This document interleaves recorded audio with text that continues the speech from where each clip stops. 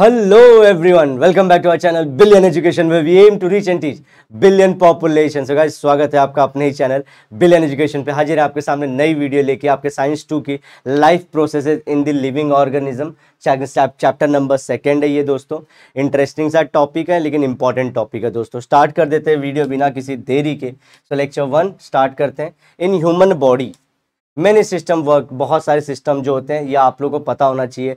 Tissue level पे organisation क्या होती है ये आप लोगों के 6 चैप्टर में है दोस्तों, शायद से एनिमल क्लासिफिकेशन के अंदर। फिर हम लोग बोलते हैं कि ऑर्गन लेवल का होता है, फिर सिस्टम बनता है। तो वैसे बहुत सारे सिस्टम काम में आते हैं। पहला है डाइजेस्टिव सिस्टम, ये काम करता है। दूसरा ये रेस्पिरेटरी जिसमें लंग्स इन्वॉल्व रहते हैं। फिर सर्कुलेटरी सिस्टम जिसमें हार्ट इन्वॉल्व रहता है। इसी तरह से एक्सक्रीटरी जिसमें आपके किडनी और यूरेथ्रा, यूरिनरी ब्लैडर ये सब इन्वॉल्व रहते हैं। तो इस तरह से आपका ये शेप है, इसी को हमने यहाँ पे दिखा दिया है।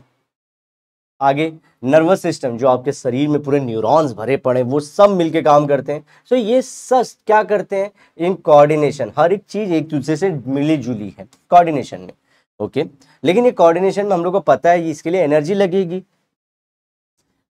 Just as every machine requires energy for working, तो जैसे हर एक सिस्टम में आप लोग को कहीं भी घर की लाइट चालू करना है तो एनर्जी लगेगी, ऐसे हमारे को भी एनर्जी लगती है, हम लोग को भी एनर्जी लगती है। हर एक चीज को एनर्जी लगती है।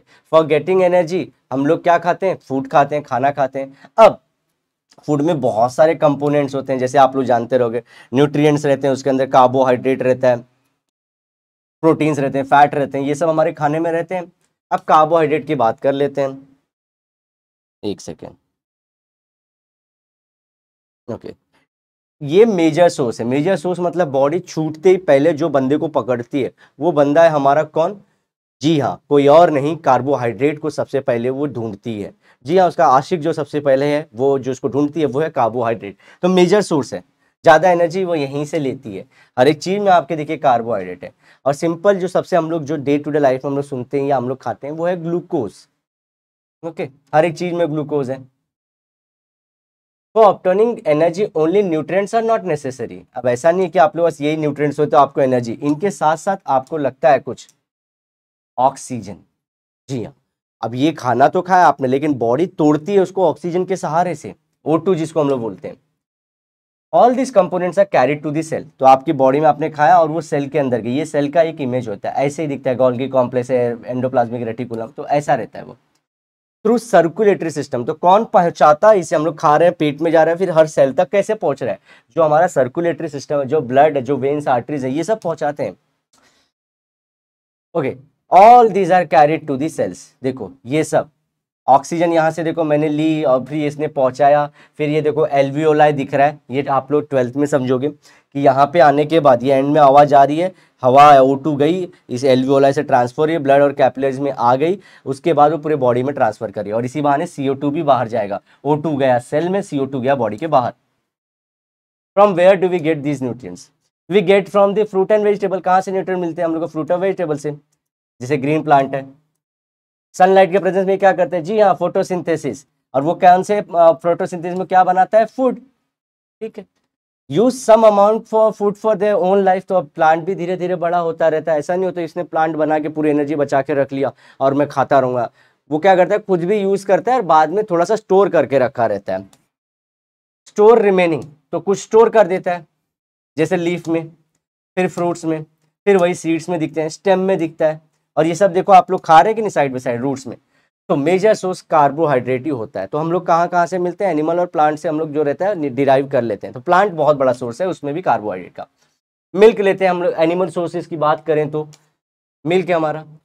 स्वीट्स देखिए, ये सब में भी क्या होता है? हमारा कार्बोहाइड्रेट होते हैं। अगेन शुगर जो सिंपल खाते हो इसमें भी क्या रहता है आपका? ये हमारा कार्बोहाइड्रेट ही होता है। जैगरी गुड़, जिसकी आप लोग को चावल की जो रेसिपी बनती है बहुत टेस्टी लगती है, ये भी। हनी, अगेन इसके अंदर फ्रक्टोज होता है लेकिन ये भी एक क्या बोलते हैं? कार्बोहाइड्रेट है। फ्रूट्स हो गए, सब के सब, ये सब जो देख रहे हैं आप लोग, वेजिटेबल्स सब, एनिमल और नॉन एनिमल, हम लोग जो अरे एनिमल नॉन एनिमल या प्लांट्स, वीट, कॉर्न, ये आपके बुक में सब नाम दिए गए हैं। नाचनी जिसको रागी बोला जाता है, देखिए सब लोग, ज्वार, बाजरा, राइस। अब ये हर एक चीज में, पोटैटो, हर एक चीज में कार्बोहाइड्रेट, स्वीट पोटैटो हर एक चीज में रहता है। 1 ग्राम जब आपका प्रोटीन टूटता है तो आपको कितनी एनर्जी, ये सब जो खा रहे हो तो उसमें से अगर 1 ग्राम में पूछे कोई कितनी एनर्जी निकलती तो आप लोग बोलेंगे भैया 4 किलो कैल जितनी एनर्जी देता है। कितना? 4 किलो कैल, ये याद रखिए, 4 किलो कैल तक की एनर्जी ये दे देता है। ध्यान रखना किलो कैलोरी है, फिलिंग द ब्लैंक्स में आएगा तो कैलोरी नहीं किलो कैल है। Okay, 1 gram of carbohydrate gives 4 kilo cal of energy. चलो, let us know how do we get this energy. Okay, this energy is obtained by respiration. अब ये जो मैंने खाना खाया, अब ये जो हम लोग बोल रहे थे ना, ऑक्सीजन बॉडी में जाता है, फिर सेल्स के पास पहुंचता है, प्लस हमारा खाना भी सेल्स के पास, और सेल्स उसके बाद इनको मशीन में लगाता, तोड़ना फोड़ना शुरू करता है और एनर्जी बना देता है। तो रेस्पिरेशन है जो रियल में इन्वॉल्व रहता है एनर्जी से रिलेटेड। ब्रीदिंग किया आपने, ऑक्सीजन आपके लंग्स, आपने मतलब इसके थ्रू नोज, फिर आपके ट्रैचिया के होते, ब्रोंकाइटिस से होते होते कहाँ पे, लंग्स के पास पहुंचे एल्वियोला में। ये देखो एल्वियोला छोटे से अंगूर जैसे दिखते हैं, बंच ऑफ अंगूर जैसे। फिर वो क्या गए, सेल तक पहुंचे, ब्लड कैपिलरीज के थ्रू, हमारे ब्लड वेन्स के और ब्लड इसके थ्रू। अब यहाँ पे जैसे ये मीडियम था वैसे ब्लड ने इसके पास क्या भेज के रखा था, ऑलरेडी सेल के पास हमारे ग्लूकोज भेज के रखा था। ये ऑक्सीजन उस ग्लूकोज को पास जाता है और उस ग्लूकोज से बनाता है एनर्जी। जी हाँ, उस ग्लूकोज से बनाता है एनर्जी। ये समझ गए इतना प्रोसेस? चलो अब और आगे चलते और डिटेल में। 2 टाइप्स होते हैं, एक होता है डायरेक्ट एनर्जी, एक होती है इनडायरेक्ट एनर्जी। अब डायरेक्ट एनर्जी क्या मतलब, ये बोलने का तरीका होता है कि डायरेक्टली यूज कर लिया, जैसे कि direct energy is like cash which the cell can spend immediately to do various activity. कुछ करने की जरूरत नहीं, एकदम तुरंत से यूज कर दिया उस चीज को। तो जैसे कि कैश आप लोग गए कोई सामान खरीदना खरीद ले, तो ये हमारे सेल की करेंसी कौन होती है, ये देख लो डायरेक्ट एनर्जी में। तो हमारे डायरेक्ट एनर्जी की energy rich compound called as the adenosine triphosphate, ये है हमारी करेंसी, एनर्जी की करेंसी है, energy currency of the cell. तो इसमें माइटोकॉन्ड्रिया मत लिखना, कोई ऑक्सीजन मत लिखना, ग्लूकोज मत लिखना, भले मैं बोला सोर्स है, सबका अपना मीनिंग है। आपको क्या लिखना है, हमारे बॉडी का जो एनर्जी का पैसा है वो है ATP, adenosine triphosphate. Direct energy चाहिए तुरंत यूज कर लेने का। अब इनडायरेक्ट क्या होता है, indirect energy is like cheque which the cell can not spend directly. तो चेक क्या होता है, पहले बैंक में जाओ, बैंक फिर आपके अकाउंट में पैसा, तो इनडायरेक्ट तरीका है, पैसा मिलेगा आपको, एनर्जी मिलेगी, लेकिन इनडायरेक्ट तरीके से। कैसे, वो देखो, इसमें इन्वॉल्व हो जाता है 2 कोएंजाइम, एक होता है NADH2 और दूसरा होता है FADH2। निकोटीन, इसका फॉर्म क्या होता है, फुल फॉर्म निकोटीन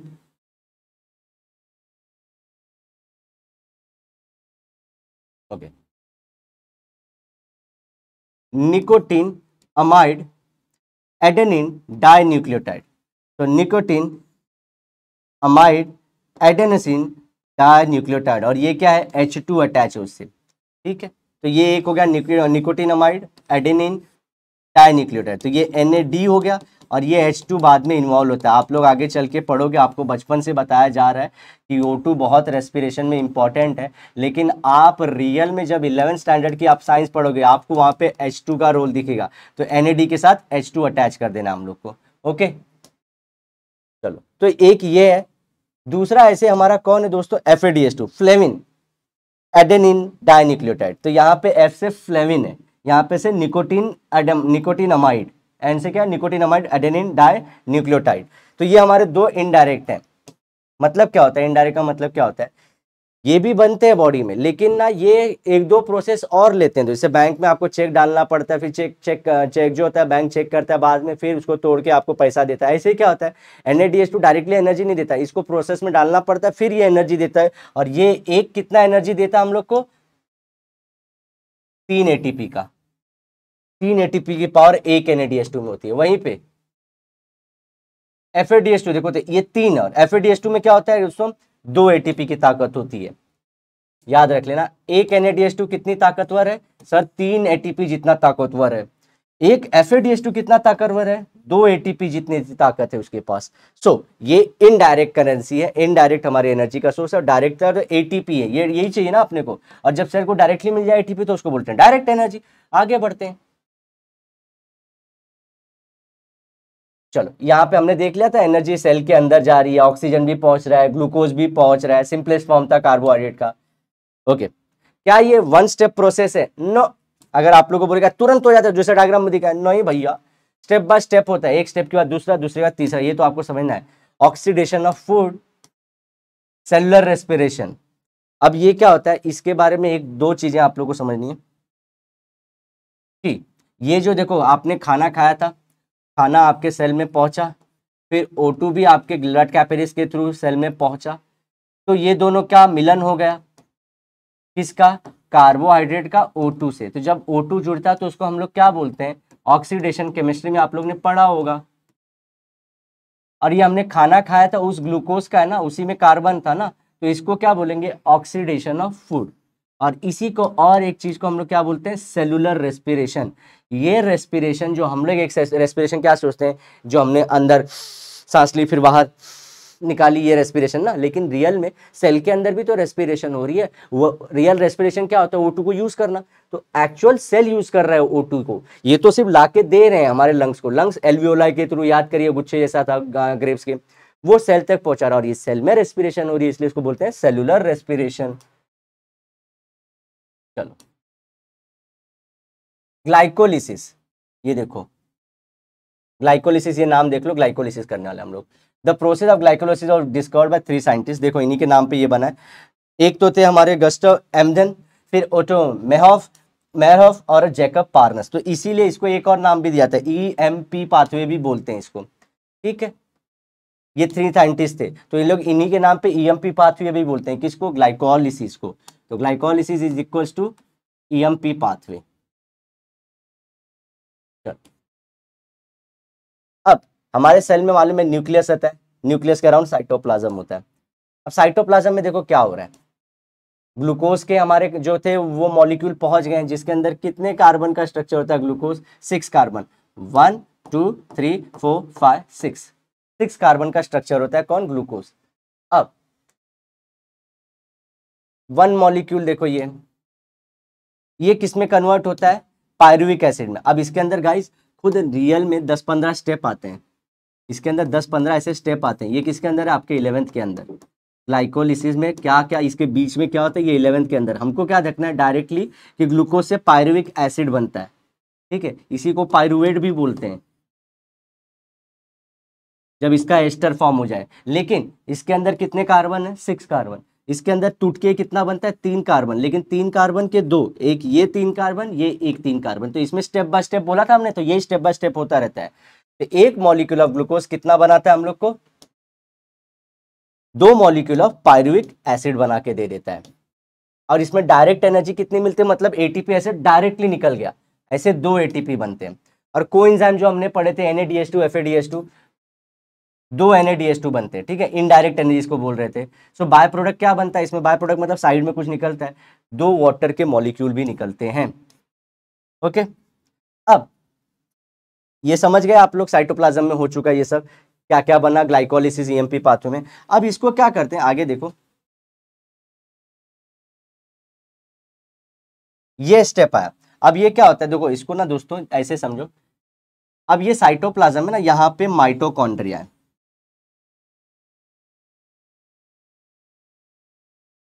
अब आगे की प्रोसेस ना माइटोकॉन्ड्रिया के अंदर होने वाली है, लेकिन ये जो पायरुविक एसिड है ये डायरेक्टली माइटोकॉन्ड्रिया में एंटर नहीं कर सकता, ये एंटर नहीं कर सकता। तो इसको क्या हम लोग पहले एसिटाइल कोएंजाइम के थ्रू कन्वर्ट करते हैं, एसिटाइल कोएंजाइम के थ्रू, इसको बोलते हैं ब्रिजिंग, ब्रिज बना के देते हैं ताकि पायरुविक एसिड इसके अंदर घुस जाए। तो वो एसिटाइल कोएंजाइम A बन के घुसता है, ठीक है।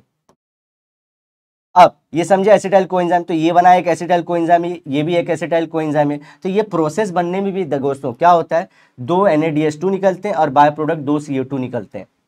फिर से कर लेते हैं, जब हमारा यहां से यहां तक का प्रोसेस हुआ तो ये प्रोडक्ट बने, तो उसमें डायरेक्ट एनर्जी भी निकली, इनडायरेक्ट एनर्जी भी निकली और बाय प्रोडक्ट भी निकला। जब यहां से यहां तक का प्रोसेस होता है तो कोएंजाइम निकलता है NADH2 2 और बाय प्रोडक्ट निकलता है CO2, 2 CO2। तो ये हमारे हो गए गिवन आउट। चल, और ये क्यों किया मैंने बताया आपको रीजन के साथ। देखो ये साइटोप्लाज्म से माइटोकॉन्ड्रिया में जाना चाहता है, तो देखो the cyclic reaction in the Kreb cycle were discovered by Sir Hans Kreb. तो ये जो साइक्लिक रिएक्शन होगा इसमें ऐसा नहीं है कि साइकिल होता है, क्या होता है ये दिखाने के लिए रहता है। तो एक ऐसा सर्कल ड्रॉ करके हम लोग बताते हैं। तो यहाँ पे पायरुविक एसिड था, वो कन्वर्ट होकर एसिटाइल कोएंजाइम बन जाता है। अब वो क्या सीरीज ऑफ बाय प्रोडक्ट ऐसे बनाता रहता है, ऐसे प्रोडक्ट बनाते रहता है, और फिर से वापस से ये साइकिल का पार्ट बन जाता है, वापस से ये साइकिल चलती रहती है। तो ये किसने डिस्कवर किया था? क्रेब ने, इसलिए को क्या बोलते हैं? Krebs cycle. और ये किसके अंदर हो रहा है? ये मैंने बताया आप लोग को अभी, एसिटाइल कोएंजाइम किसके अंदर जाता है? माइटोकॉन्ड्रिया के अंदर। और उसके पहले वाला ग्लाइकोलाइसिस कहाँ हो रहा था हमारे? वो हो रहा था हमारे साइटोप्लाज्म में।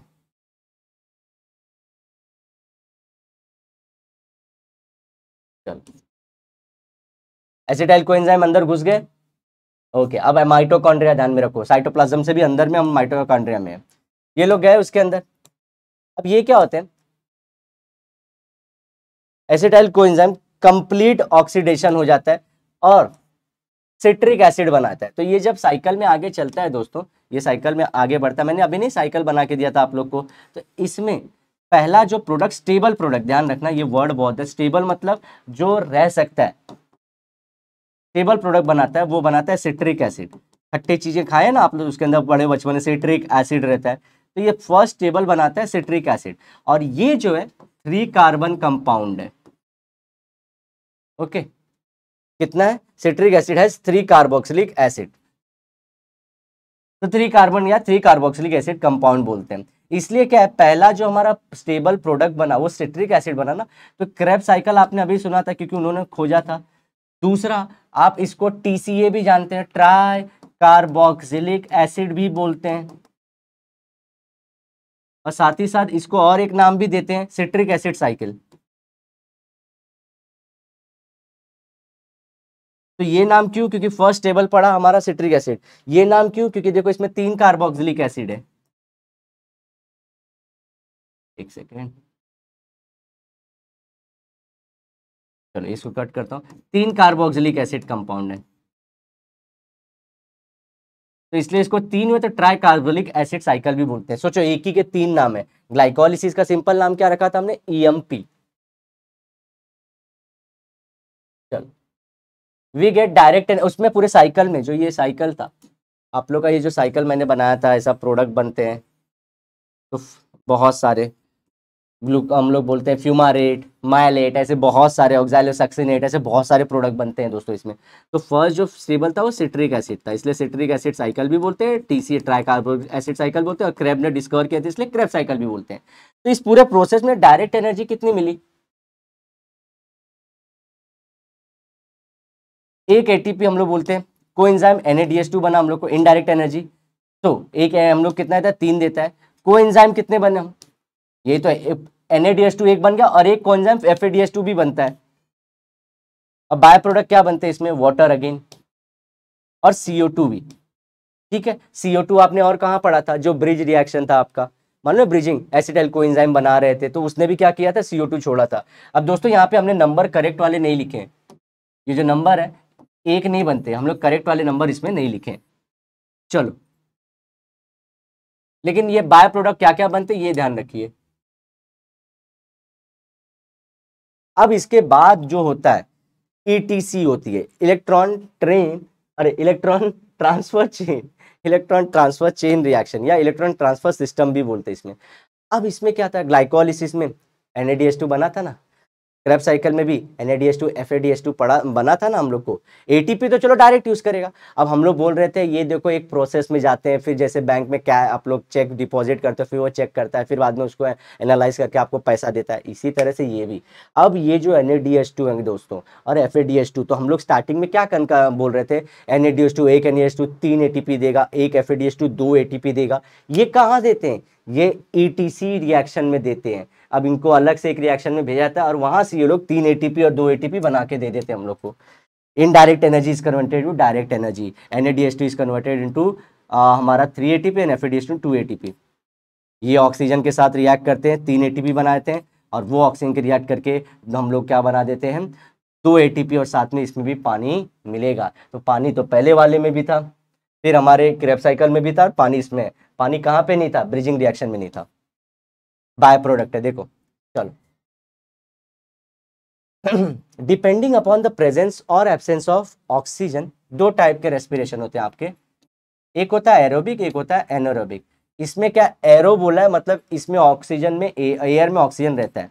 एनारोबिक मतलब क्या, इसमें एयर में हम लोग एयर का एब्सेंस बोलते हैं या O2 का एब्सेंस बोलते हैं एनारोबिक। अब देखो ग्लूकोज, हम लोग एरोबिक रेस्पिरेशन की बात फिर से करते हैं, उसमें क्या होता है, ग्लूकोज उसके अंदर कितने कार्बन होते हैं, 6 कार्बन से बना हुआ कंपाउंड है, और ये इनसाइड द सेल का स्ट्रक्चर है। इनसाइड द सेल जब रेस्पिरेशन तो उसको क्या बोलते हैं, जी हाँ दोस्तों, उसे बोला जाता है सेल्यूलर रेस्पिरेशन। सेल्यूलर रेस्पिरेशन, ठीक है, सब कुछ बढ़िया जा रहा है, सेल्यूलर रेस्पिरेशन बोलते हैं उसको। तो ये गया वहां पे, फिर हम लोग क्या दे देते हैं इसको, पायरुवेट में। देखो यहाँ पे देखो, लास्ट टाइम मैंने बोला था ना, इसको पायरुवेट भी बोलते हैं, पायरुविक एसिड बोलते हैं। अब देखो अगर पहले नहीं पता था तो अभी धोखा हो जाता, और फिर बोलते अरे सर धोखा हो गया, मैंने पहले बता दिया था। चलो ऐसे कितने बनाता है, 3 कार्बन वाले, 6 कार्बन के 2, यहाँ पे लिखा हमने कितना लिखा है, 1 ही लिखा है। This step take place in cytoplasm. अगर आप लोग का ऐसा है पूरा सेल, ये न्यूक्लियस है, ये तो पूरा साइटोप्लाज्म ही है, और यहाँ पे आपका माइटोकॉन्ड्रिया भी रहता है। ये माइटोकॉन्ड्रिया में नहीं, इधर इधर किधर ना किधर ग्लाइकोलिसिस चालू होता है, बाद में एसिटाइल कोएंजाइम बन के इसके अंदर घुस जाता है। जी हाँ, मजा आ रहा है, सही यार, मुझे भी पढ़ा के मजा आ रहा है आज। चलो, तो साइटोप्लाज्म में होता है। This process is also called as, this process called as the anaerobic. क्यों अनारोबिक क्यों बोलते हैं इसको, देखो ध्यान से सुनना। जो हम लोग ऑक्सीजन ले रहे थे ना दोस्तों, जो ऑक्सीजन, वो रियल में ऑक्सीजन कंबाइन नहीं होता यहाँ पे। वो ऑक्सीजन जो हम लोग एंड में देखे थे ना, जब FADH2 NADH2 थे, वहां पे यूज होता है। जी हाँ, ये वाले रिएक्शन में, ये वाले रिएक्शन में यूज होता है। लिखने के लिए भले हम लोग ले लेते हैं कि ऑक्सीजन आया तो उसने शुरू किया, लेकिन यूज नहीं करता वो। कौन, ग्लाइकोलिसिस में नहीं यूज होता। ठीक है, तो यहाँ पे ऑक्सीजन यूज नहीं होता, ये वाला स्टेप सिर्फ बोलते हैं, ये वाला स्टेप जो है एनारोबिक होता है। This is called as the glycolysis. तो ठीक है, तो ग्लाइकोलिसिस अगर हम लोग पूरा बोले कि देखो हमें दोस्तों क्या होगा, आगे सब सारी चीजें बताऊंगा, सिर्फ सुनते जाओ, मैं सब चीजें लिंक करूंगा, एनारोबिक एरोबिक क्या क्या बोल रहा हूं मैं। हम लोग दोनों करते हैं, एरोबिक भी करते हैं एनारोबिक भी करते हैं, कैसे करते हैं वो बताऊंगा। लेकिन अगर हम लोग बोले कि हम लोग 3 स्टेप देखें एनर्जी के, एक ग्लाइकोलिसिस, दूसरा क्रेब्स साइकिल, और तीसरा ETC, बीच में अगर हम लोग ब्रीजिंग रिएक्शन डाल दें फर्स्ट और सेकंड के बीच में, तो उसका भी रोल है। तो रियल में ऑक्सीजन ये तीनों ने नहीं, हम लोग बोलते हैं ना कि ये दोनों ने नहीं यूज किया, लास्ट जो हमारा ये था ETC, वो यूज करता है FADH2 और NADH2 को तोड़ने के लिए। तो पहला स्टेप तो हम लोग बोल दें कि एकदम एनारोबिक है। दूसरे स्टेप में हम लोग को मिलेगा, दूसरे स्टेप में मिलेगा, लेकिन हम लोग पहले वाले की बात करें तो वो अनेरोबिक है, तो हम लोग बोलेंगे वो ऑक्सीजन यूज ही नहीं किया। चलो, organism like yeast respire in complete absence of हमारा ऑक्सीजन। अब हम लोग बात कर रहे हैं अनारोबिक का। तो हमारे में हमने देख लिया फर्स्ट स्टेप क्या था हमारा, ग्लाइकोलिसिस अनारोबिक होता है। ऐसे अगर हम पूरा एनारोबिक की बात करें, एनारोबिक की, तो organisms like yeast respire in absence of oxygen, ये लोग बिना ऑक्सीजन के भी ये लोग कर लेते हैं respiration. So in case of yeast, pyruvate is broken down in the absence of oxygen to release energy. अब हमारा जो पायरुवेट था, जो यहाँ पे पायरुवेट, वो तो कहाँ घुसता है, क्रेब्स साइकिल में, और आगे चल के ETC में। ये तो एरोबिक वाला आगे, क्योंकि ऑक्सीजन आने वाली है। तो ये ग्लाइकोलिसिस के बाद क्या होता है इनमें, ये ना, ये क्रेब्स साइकिल और ये नहीं फॉलो करते, ये अपना अलग प्रोसेस फॉलो कर देते हैं, और उसको तोड़ के अपना 2 एनर्जी, 2 ATP बना देते हैं। चलो, पायरुवेट किस में टूट जाएगा, in the absence of oxygen 2 ATP में टूट जाएगा, किसमें, ईस्ट में। Here alcohol and carbon dioxide और formed as a by product. हमारे यहाँ पे वाटर निकला था, इनके यहाँ पे क्या निकलता है आगे, हमें यहाँ पे तो बहुत CO2 भी निकालते हैं, ये लोग क्या निकालते हैं, बाय प्रोडक्ट, अल्कोहल और कार्बन डाइऑक्साइड। अल्कोहल सोचो बाय प्रोडक्ट है, कौन सा, किससे तोड़ा, अगेन ग्लाइकोलिसिस तो सेम ही था सबके लिए, एरोबिक एनारोबिक के लिए, लेकिन यहाँ पे क्या हुआ, हमारा जो आगे ऑक्सीजन यूज कर लेता है, और जो ईस्ट जैसे हैं जो ऑक्सीजन नहीं यूज करते, वो कैसे एनर्जी निकालते हैं, पायरुवेट को तोड़ के ये बनाते हैं, और ये बाय प्रोडक्ट बनाते हैं। चलो, अल्कोहल, और ये अल्कोहल क्या आता है, 2 वाला है, जैसे इथिल अल्कोहल है, C2 बनाया था, ये 2 क्यों, C2H5OH है, तो 2 कार्बन वाला कंपाउंड ना, इसलिए इसको 2 कार्बन से दिखाए। This process is called as the fermentation, और इसको हम लोग बोलेंगे फर्मेंटेशन।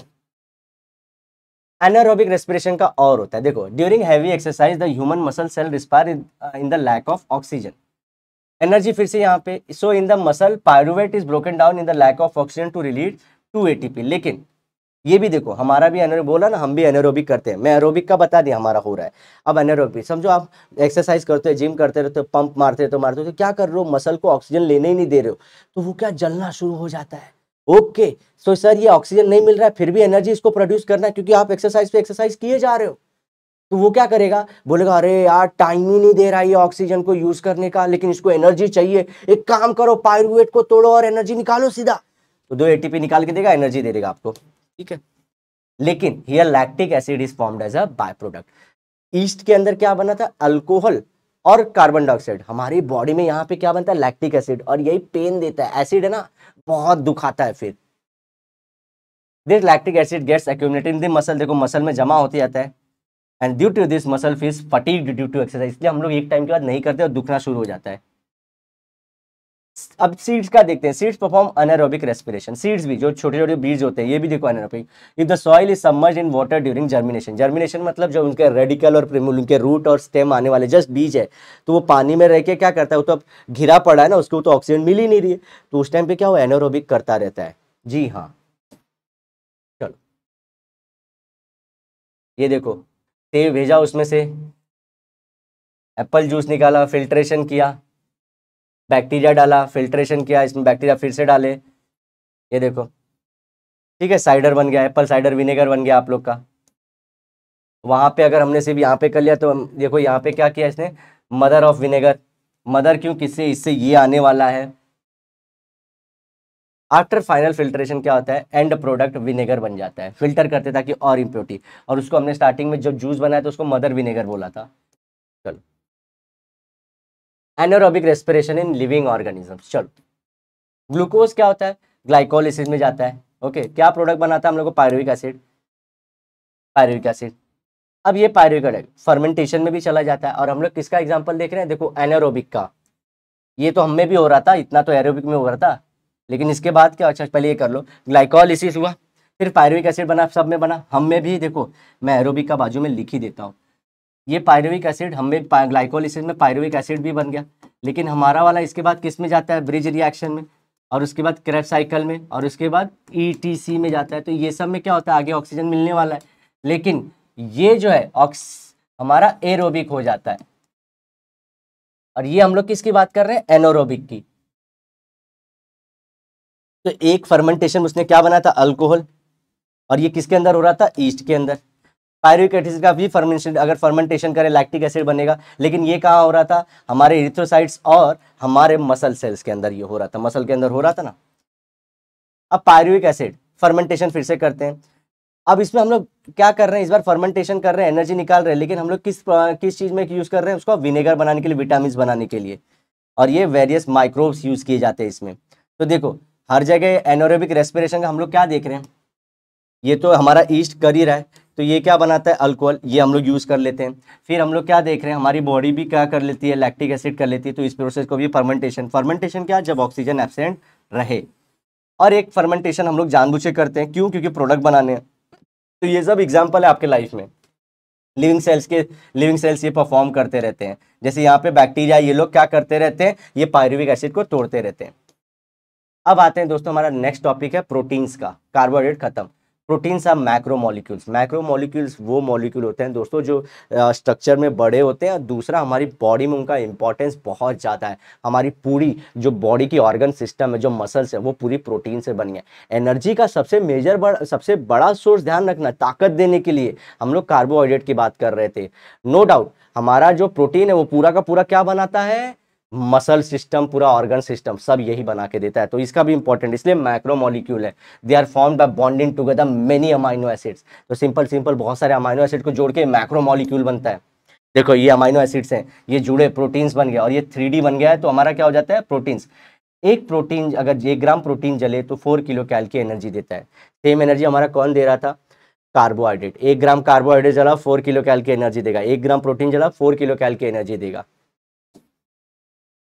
प्रोटीन्स प्लांट में भी होता है, एनिमल से भी मिलता है। देखो animal proteins are also called as the first class protein, ये इंपॉर्टेंट है, बाकी सब फर्स्ट क्लास है। एनिमल प्रोटीन को ही बोलेंगे फर्स्ट क्लास प्रोटीन है, क्योंकि आप लोग बहुत खाते हो, देखो चिकन विकन है तो ये सब।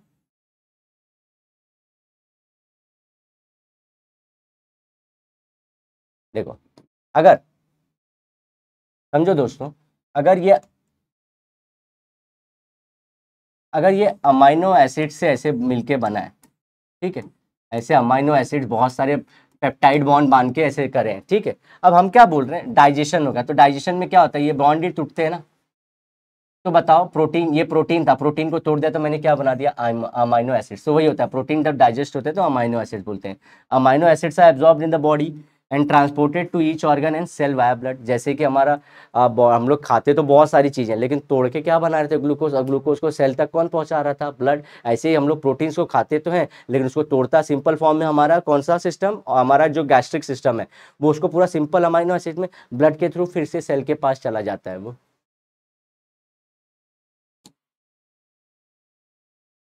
Okay, from these amino acid organ and cells produce various protein necessary for themselves and whole body। तो क्या होता है, ऐसा नहीं है कि हर एक चीज अपन बाहर से लेते हैं, बॉडी क्या करती है, वो अमाइनो एसिड को यूज करके कुछ और अमाइनो एसिड्स भी बनाती है हमारी बॉडी के लिए जो रिक्वायर्ड रहती है। ऐसे अमाइनो एसिड्स भी हमारी बॉडी बना के दे देती है। सोचिए, प्रोटीन लिया, प्रोटीन को अमाइनो एसिड में तोड़ा, अमाइनो एसिड को सेल में पहुंचा, सेल ने फिर से क्या किया, अमाइनो एसिड को जोड़ के फिर से एक इंपॉर्टेंट प्रोटीन्स बना दिए बॉडी में। सोचो, फॉर एग्जाम्पल अमाइनो एसिड्स, ये देखो, ये सब जो हमारी बॉडी बनाती रहती है, ये आप लोग को याद रखना है। तो स्किन में जो मेलानिन होता है, मेलाटोनिन नहीं याद हो, देखो मेलाटोनिन गाइस पीनियल ग्लैंड का पार्ट है, हम लोग बात कर रहे हैं मेलानिन की। केराटिन बालों में, बोन्स में ऑसिन, फिर cells of proteins of cell membrane enzyme, तो जिससे हमारा क्या होता है, प्लाज्मा मेम्ब्रेन बनने वाला सब कुछ। पैंक्रियास क्या बनाता है, देखो उनको यूज करके पैंक्रियास सेल तो इंसुलिन बना के, ट्रिप्सिन बना के देते हैं। पिट्यूटरी ग्लैंड जो आप लोग के दिमाग में रहता है, जी हाँ, ब्रेन के अंदर बहुत इंपॉर्टेंट है, 12th में पार्ट होगा, वो बहुत सारे हार्मोन्स बना के देता है। कैसे, जैसे कि आप लोग के बॉडी में आप लोग सुनोगे टेस्टोस्टेरोन, ऐसे सारी चीजें। मसल्स क्या बना के देते हैं, actin and myosin flexible protein बना के देते हैं। और ब्लड क्या, हीमोग्लोबिन, और उसके अंदर हम लोग एंटीबॉडीज, एंटीबॉडीज जो अपने इनसे लड़ते हैं, किससे, जो डिजीज से लड़ते रहते हैं, और हीमोग्लोबिन जो कैरियर होता है ऑक्सीजन का।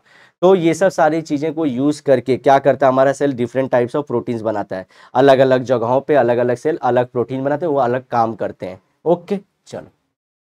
excess of amino acids are broken down and ammonia is formed and is eliminated out of the body। तो देखो, ये बहुत सारा, कभी कभी क्या होता है, देख लेते हैं।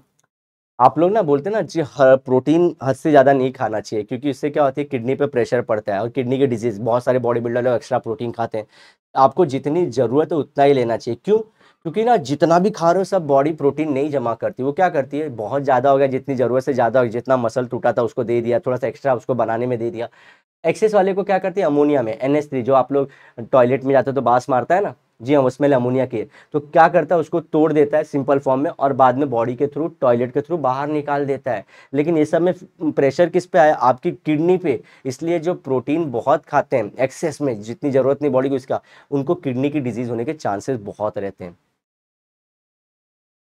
If necessary excess of proteins are converted into glucose, it is called as a gluconeogenesis. याद रखिए, कभी कभी क्या होता है, देखो अब बात करते हैं हम लोग दोस्तों कि हमारी बॉडी, अब मैं गरीब के बारे में बात करता हूँ। देखो, गरीब इंसान जो रोड पे भिखारी रहते हैं, आप लोग देखे रहोगे, अब पहले देखे उनके, जब उसको खाना नहीं मिलता है, स्टार्टिंग में समझो भिखारी बनने गया तो मोटा ताजा रहा होगा, या तो उसने किया, तो बॉडी जब तक कार्बोहाइड्रेट मिल रही है यूज़ करती है, क्योंकि बॉडी को सबसे बड़ा प्यार रहता है, हमारे सेल्स को रहता है कार्बोहाइड्रेट से।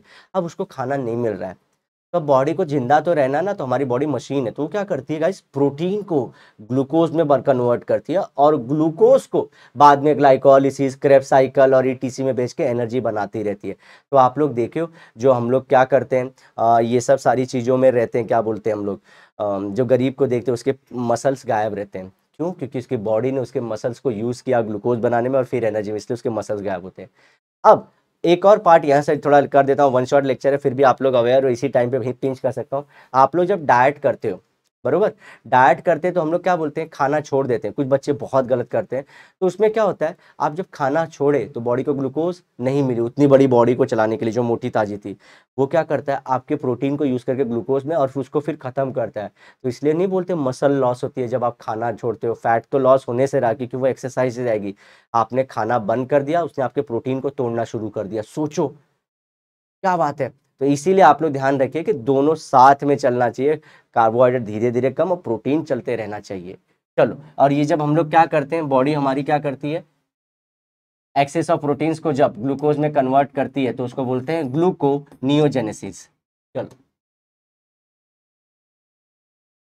ऐसे प्लांट्स में क्या रहता है, प्लांट्स के रूट में होता है नी, मतलब ये डिटेल में नहीं जाना, डेनोवो रहता है, उससे क्या करता है वो अपने प्रोटीन्स बनाता रहता है। ये plant produce necessary amino acid from mineral called as a de novo, जो रूट में रहता है, इतना ही जान लीजिए।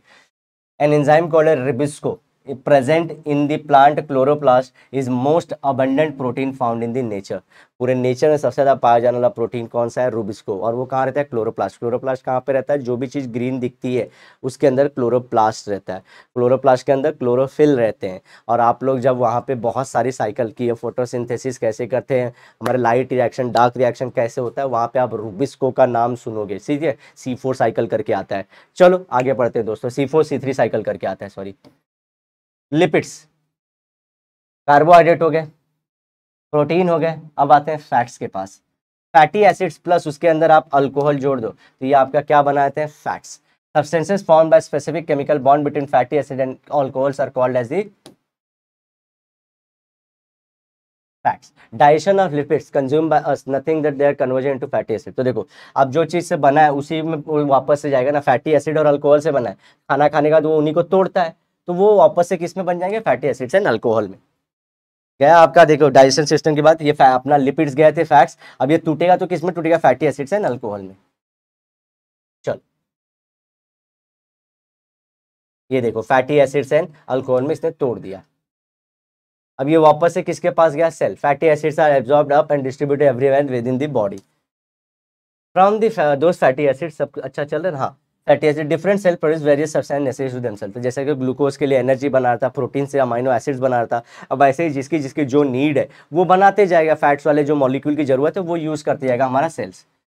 फ्रॉम दिस, जैसे कि एक जरूरत होती है हीट बनाना ऑर्गन्स के ऊपर फैट की लेयर, ताकि वो प्रोटेक्टेड रहे एक्सटर्नल अटैक से और एकदम जो बोलते हैं ना शॉक से बचा रहे। आपका दिमाग चलता है फैट से, तो वो जो जो नेसेसरी चीजें फैट को यूज करके वो करना शुरू कर देता है। Those from those fatty acid different cell produce various substances, तो वो अलग अलग काम करेंगे।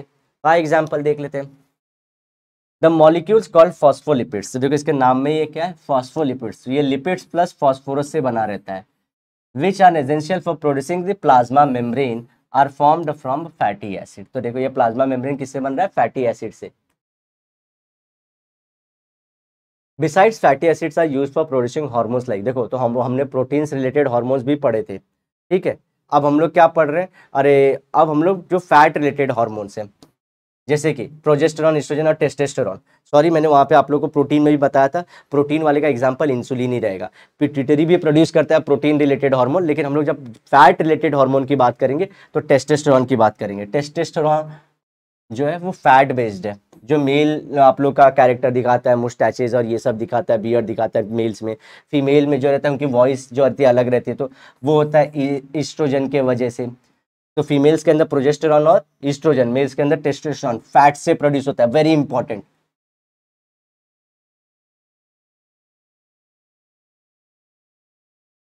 तो अल्डोस्टेरॉन क्या होता है, ये आपकी बॉडी में जब पानी बहुत कम हो जाए तो पानी को स्टोर करना शुरू करता है, किडनी के ऊपर रहता है, ठीक है। ये सब क्या है, हमारे फैट से बने हुए हैं। Even the covering around the axon nerves, तो देखो ये माइलिन शीट होती है, जो फैट की लेयर होती है, मैं बोला ना ब्रेन में बहुत ज्यादा जरूरत होती है, तो ये क्या होता है, अगेन फैट से बनी होती है। एक ध्यान चीज रखना भाई, देखो एक जो लिपिड बर्न होता है तो 9 किलो कैल की एनर्जी देता है। 1 ग्राम अगर हमारा लिपिड बर्न हो तो 9 किलो कैल की। प्रोटीन 1 ग्राम हमारा प्रोटीन था तो 4 किलो कैल की एनर्जी थी।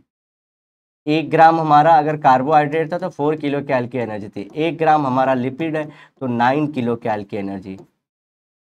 ये याद रखिएगा, इंपॉर्टेंट। चलिए, excess of lipids are stored in adipose connective tissue in the body. Adipose tissue क्या होते हैं, जो फैट वाले टिश्यू होते हैं। जैसे आपके नाक के ऊपर अगर यहाँ पे देखो तो ऑयली ग्लैंड्स होते हैं। फीमेल का जब प्रेगनेंसी रहता है तो उनके थाइस के यहाँ पे देखो फैट हो जाते हैं, ताकि वो प्रेगनेंसी मेंटेन कर पाए और सारी चीज़ें रहे, इंसुलेशन सब प्रॉपर रहे, तो वो एडिपोज टिश्यू रहती है। तो ऐसी जगहों पर जब एक्सेस में आप कर रहे हैं, देखिए हमने एक्सेस ऑफ ग्लूकोज को क्या कर रहा था, ग्लाइकोजन के फॉर्म में हमारी बॉडी में स्टोर होता है। एक्सेस ऑफ प्रोटीन अमोनिया बना के बाहर कर देता है या ग्लूकोज में कन्वर्ट करता है, फिर अगर वो भी जरूरत ना हो तो ग्लाइकोजन करके फैट बना देता है उसको। फैट भी क्या होते हैं, एडिपोज कनेक्टिव टिश्यू में जमा हो जाते हैं, तो आपका ऐसे टमी बन जाता है। Okay, process of energy production through aerobic respiration of carbohydrate, proteins and fats. तो देखो क्या क्या करता है, हम लोग क्या कर रहे हैं, एनर्जी तीनों से कैसे प्रोड्यूस करती है बॉडी। कार्बोहाइड्रेट ग्लाइकोलाइसिस में गया, पायरुविक एसिड बनाया, एसिटाइल कोएंजाइम ब्रिज किया, क्रेब्स साइकिल में गया, और वहां के बाद हम लोग क्या मिला, सब फाइनल देखते हैं, CO2 निकला, H2 निकला, एनर्जी, ऐसे ही निकलती है। ये 3 चीजें पूरे प्रोसेस में निकली। लिपिड्स टूटे तो फैटी एसिड बनाते हैं।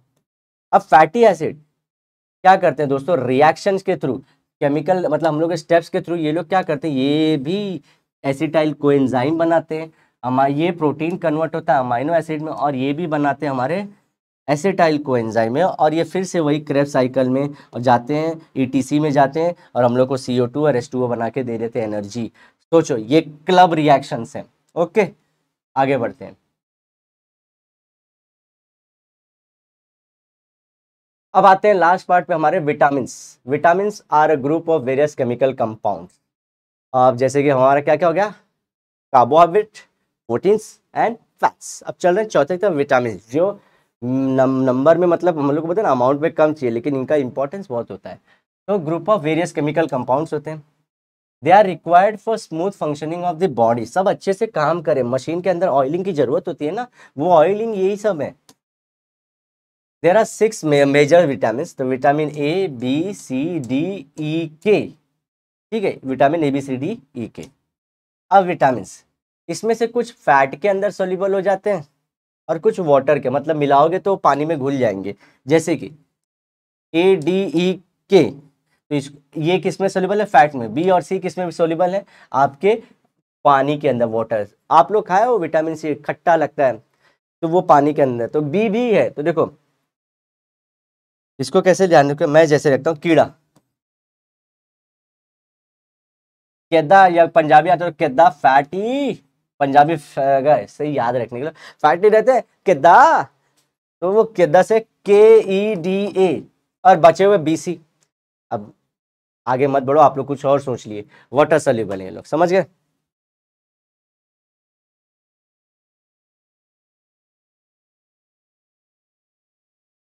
देखो विटामिन क्या आते हैं ग्लाइकोलिसिस में, NADH2, कभी कभी NADH2 जब टूटता है तो वो क्या बनाता है, विटामिन B3, और विटामिन B3 का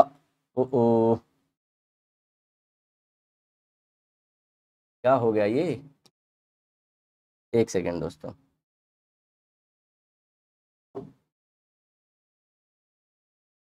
हाँ, ये क्या करता है, विटामिन B3 बनाता है। B3 का और एक नाम क्या होता है, देखो यहाँ पे नियासिन।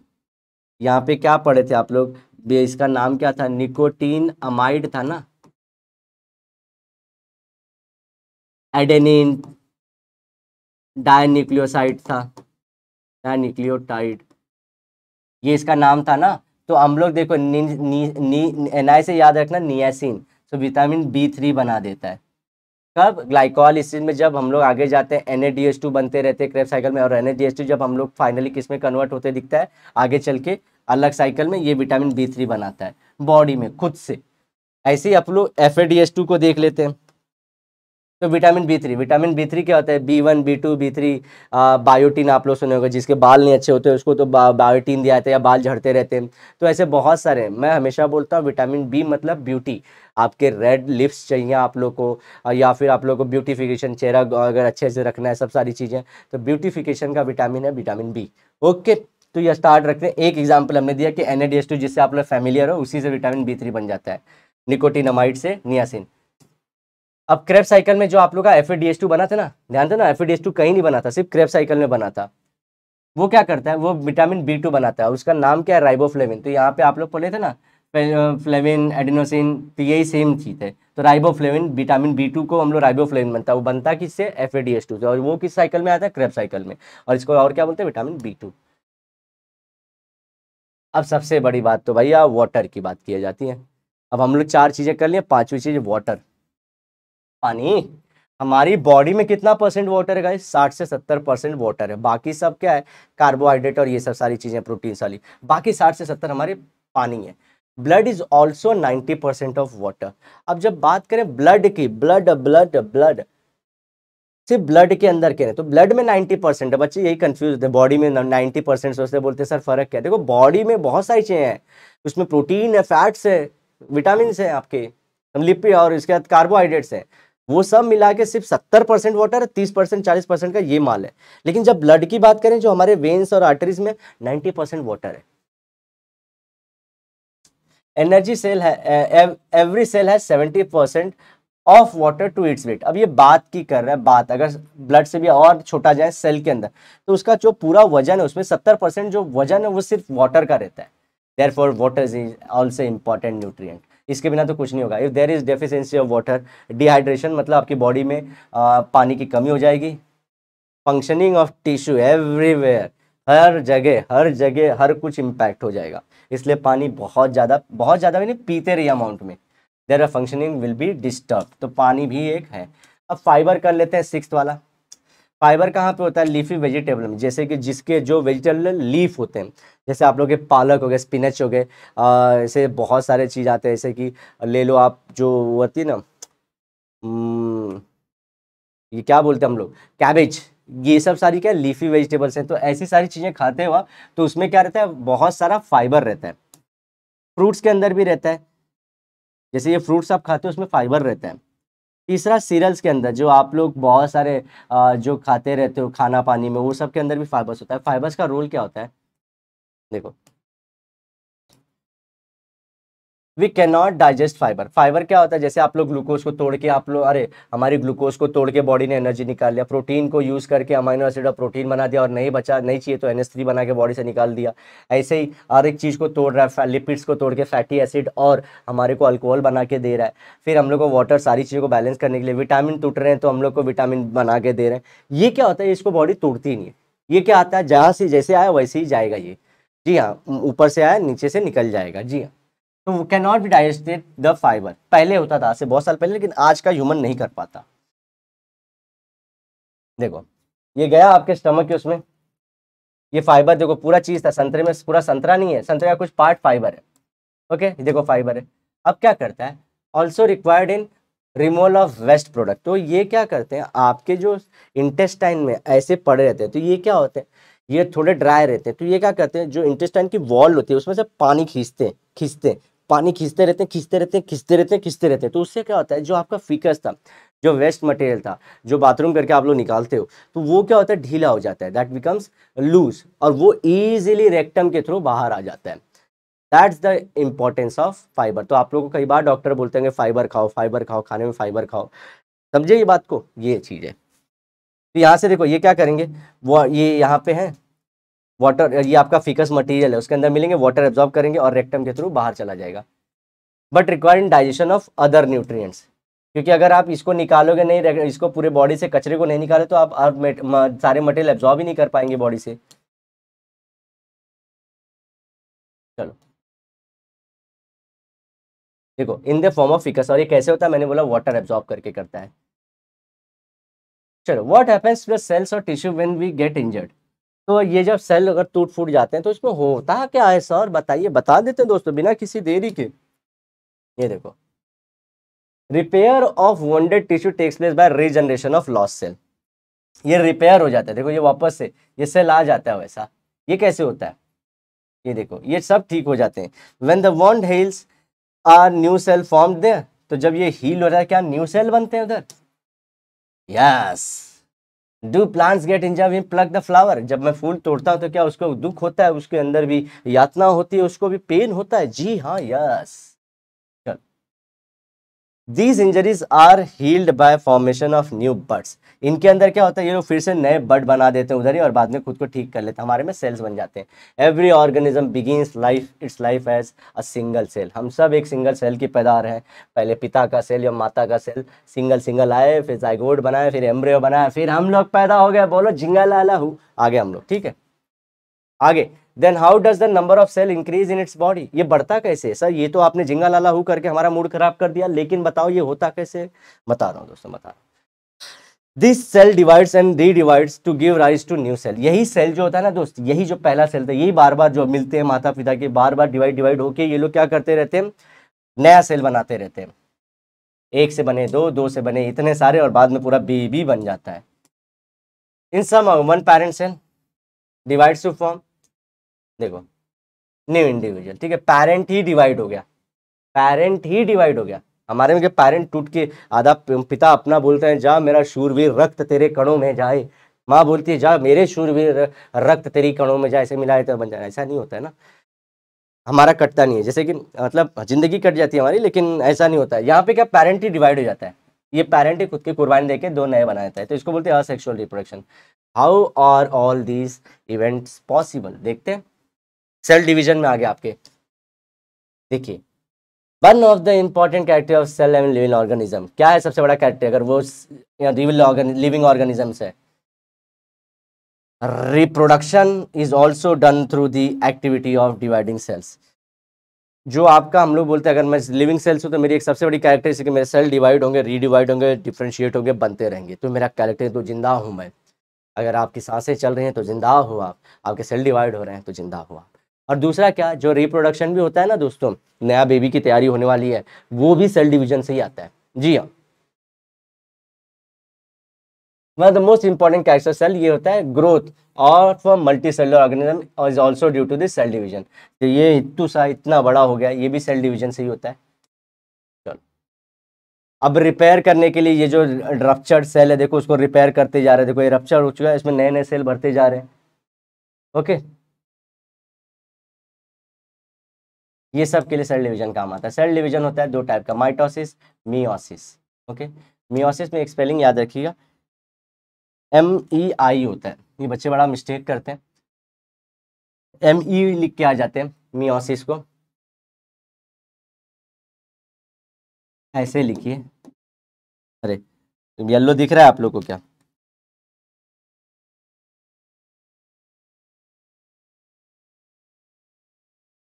लिखते कैसे बच्चे? ऐसे आपको लिखना है ऐसा। ओके, चलो, दो टाइप के होते हैं, takes place in somatic cell, meiosis. Somatic cell मतलब हमारी पूरी सेल, ये मेरे हाथ में देख रहे हो सोमैटिक सेल है, सिर पे सोमैटिक सेल है, बालों में सोमैटिक सेल है, हर जगह सोमैटिक सेल ही है, हर एक सेल में। अच्छा, सेल बहुत छोटे हैं, ऐसा मिलियंस ऑफ सेल्स हैं, हर एक सेल सोमैटिक सेल ही है। ओके, और ये सब के अंदर अगर ये मल्टीप्लाई होते कौन से डिवीजन के थ्रू? माइटोसिस। आपका जो ये रप्चर भर रहा है माइटोसिस, आप क्या बोलोगे सर? माइटोसिस हुआ रहेगा, क्या बढ़िया बात बताई कि नहीं रिलेट करके। ओके, हर एक चीज में, प्लांट्स एनिमल सब में। ये प्लांट सेल, देखो सेल वॉल दिख रहा है तो ये प्लांट सेल है, सेल वॉल नहीं है तो ये एनिमल सेल है। And stem cell, stem cell वो होते हैं जो सेल वापस से रीग्रोथ, जैसे स्टेम सेल अगले आप लोग जाने रहोगे, स्टेम सेल क्या करते हैं? अगर आपका स्टेम सेल है, आपको अपना स्टमक बनाना है, तो स्टेम सेल वापस से स्टमक बना सकता है। वो क्या होता है, उसके अंदर पोटेंशियल होती है, उसके अंदर पावर होती है to differentiate and divide and form new, मतलब कंप्लीट बॉडी ऑर्गन बना सकता है वो स्टेम सेल। तो ये दोनों के अंदर कौन सा डिवीजन हम लोग को देखने को मिलता है? Mitosis. Meiosis takes in the reproductive cell, reproductive cell मतलब जिससे कि रिप्रोडक्शन होने वाले हैं। तो मेल के अंदर स्पर्म के अंदर ये दिखता है, और फीमेल के अंदर ओवम के अंदर या एग के अंदर ये दिखता है। तो ध्यान रखना ये चीज, बाकी सारे सेल्स में हमारे क्या होता है? जी हाँ, टिम हमारा सोमाइटोसिस होता है। सिर्फ और सिर्फ रिप्रोडक्शन वाले सेल में, जैसे कि हमारे यहाँ पे जो एग रहता है फीमेल में और जो स्पर्म होता है मेल में, ये किसके अंदर, इसके अंदर कौन सा डिवीजन देखने को मिलेगा? मियोसिस। बाकी कहीं नहीं देखने मिलेगा आपको मियोसिस। ओके, चलो सेल दिख रहा है, दिख रहा है कि नहीं दिख रहा है? सेल डिवीजन करने वाले हम लोग अभी। सेल मेम्ब्रेन होता है, सेल मेम्ब्रेन के अंदर सेल साइटोप्लाज्म, न्यूक्लियस होता है, और ये देखो सेंट्रियोल रहते हैं। अब सेंट्रियोल क्या होते हैं? ऐसे ही जो स्ट्रक्चर बना वैसा सेम रहता है। न्यूक्लियस के अंदर क्या रहता है? ये देखो, ये अराउंड में क्या होता है? न्यूक्लियस मेम्ब्रेन रहता है, और उसके अंदर न्यूक्लियोलस रहता है, न्यूक्लियोलस रहता है। न्यूक्लियस के अंदर न्यूक्लियर, ऊपर न्यूक्लियर मेम्ब्रेन और अंदर न्यूक्लियोलस। अब न्यूक्लियोलस के अंदर आप लोग, और अरे न्यूक्लियस के अंदर और क्या चीजें देखते हो? ये क्रोमैटिन फाइबर्स हैं, ऐसे फाइबर्स हैं। Okay, when the cell is at rest, cell को बहुत काम नहीं है, खाली समय, तो वो क्या करेगा? क्रोमैटिन फाइबर्स अपीयर्स एज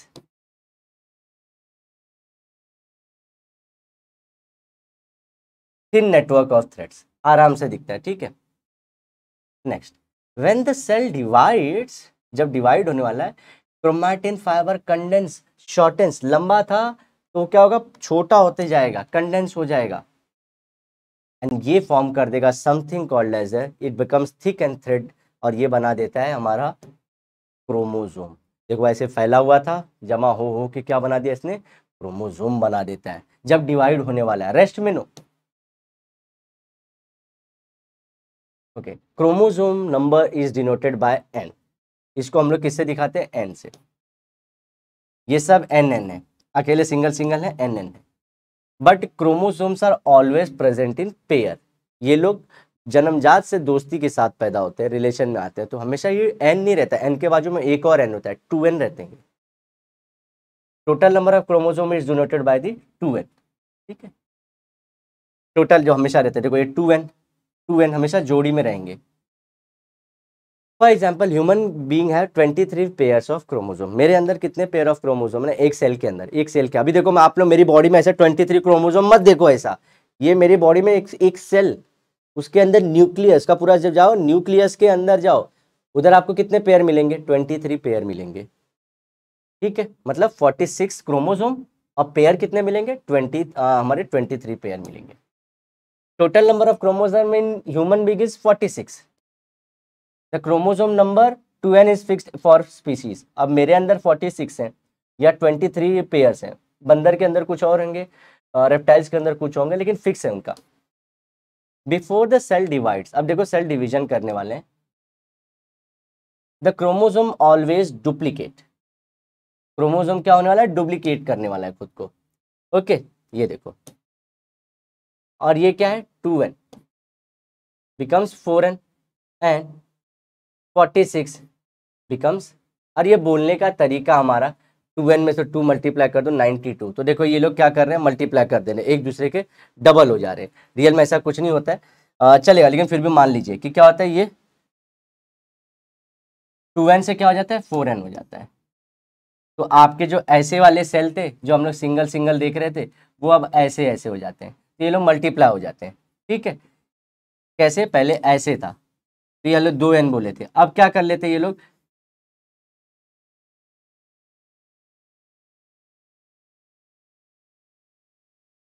ऐसे हो गया, तो ये क्या हुआ, ये वाला ये हो गया, ये वाला ये हो गया। तो रियल में ऐसे बोलने के लिए कि ये कितना हो गया, 92 हो गया 46 से। चलो, now let us see the parts of the chromosome. Chromosome देखो एक बाहर निकाल लिया मैंने, ये शॉर्ट आर्म होता है उसको पी आर्म बोलते हैं, एक लॉन्ग आर्म होता है उसको क्यू आर्म बोलते हैं, ऐसे ही। और यहाँ पे सेंट्रोमियर है, ये बीच में जो इनको ज्वाइन कर रहा है शॉर्ट आर्म और लॉन्ग आर्म को, उसको बोलते हैं सेंट्रोमियर। ये अलग है सेंट्रियोल से, ये सेंट्रियोल है। अब एग्जाम में जाके सेंट्रियोल के जगह पे सेंट्रोमियर मत लिख देना, और सेंट्रोमियर की जगह पे सेंट्रियोल मत लिख देना, दोनों अलग अलग चीजें, दोनों की लोकेशन भी अलग है और दोनों काम भी अलग करते हैं। चलो, और जब इसके हम लोग अंदर जो कंडेंस है, इसको खोले तो यही होता है डीएनए, पहले मैं बता चुका हूं आप लोग को। और एक एक स्ट्रैंड को, जैसे ये एक स्ट्रैंड है तो इसको बोलते हैं क्रोमैटिड है ये। ठीक है, माइटोसिस देखते हैं, ये किस में होगा, सोमैटिक सेल में, जो बॉडी सेल्स भी बोलते हैं हम लोग, सबके अंदर होता है ये। एंड स्टेम सेल में भी होने वाला है, जो हम लोग बोले कि एक सेल जिसके अंदर पोटेंसी है बहुत सारे अलग सेल्स बनाने के लिए। अगर मैंने आप लोग का बोलते हैं ना अम्बिलिकल कॉर्ड लिया है किसी बच्चे का, तो उसके अंदर इतनी पोटेंसी है कि वो स्टमक बना सकता है, लीवर बना सकता है, दूसरे सेल्स बना सकता है, तो वो पावर होती है। तो स्टेम सेल भी किससे डिवाइड है, 2n से होते हैं। चलो, माइटोसिस, 2 फेसेस, एक होता है कैरियोकाइनेसिस और एक होता है साइटोकाइनेसिस। पहले ये होता है फिर वो होता है। कैरियोकाइनेसिस मतलब क्या होता है, न्यूक्लियर पहले अपना डिवाइड होगा, और साइटोकाइनेसिस मतलब देखो न्यूक्लियर डिवाइड हो गया, अब ये साइटोप्लाज्म डिवाइड होने वाला है, तो उसको बोलेंगे साइटोकाइनेसिस, साइटोप्लाज्म डिवीजन। अब माइटोसिस में हम लोग पहला फेज बात करेंगे कैरियोकाइनेसिस के बाद, तो उसमें आता है पहला फेज प्रोफेज। अब प्रोफेज क्या होता है, सबके अंदर दोस्तों क्वेश्चन यहीं पे आएगा, इसको बहुत ध्यान से सुनिएगा, आप लोग का एग्जाम अच्छे से जाएगा। Every chromosome which is in the form of delicate chromatin fibre, daily ना लंबा लंबा फैला था, वो क्या होगा, देखो ऐसा था, कॉइल्स अराउंड इटसेल्फ, तो ऐसे ऐसे वो क्या होगा, शॉर्टन हो जाएगा और थ्रेड लाइक हो जाएगा। फोल्डिंग और कंडेंसेशन बोलते हैं, तो ये प्रोफेस के अंदर हो रहा है फोल्डिंग और कंडेंसेशन, एक दूसरे के अराउंड फोल्ड और कंडेंसेशन हो रहे हैं। दूसरी चीज, because of this chromosome shortens and thickens, ऐसे बन गया वो, ठीक है, शॉर्ट हो गया थिक हो गया, and start becoming visible with the sister chromatid. ये जो बाजू वाला है, मैंने बोला था ना वो 40 हम लोग बोलते हैं, तो देखो ये सिस्टर क्रोमैटिड के साथ दिखना शुरू हो जाता है। ये दोनों सिस्टर क्रोमैटिड है, ये दोनों की बहन है, इसके साथ दिखना शुरू हो जाता है। और इसके बाजू में क्या होगा, हम लोग बोलते हैं ना पेयर में होगा, तो ये इसके बाजू में एक और रहेगा।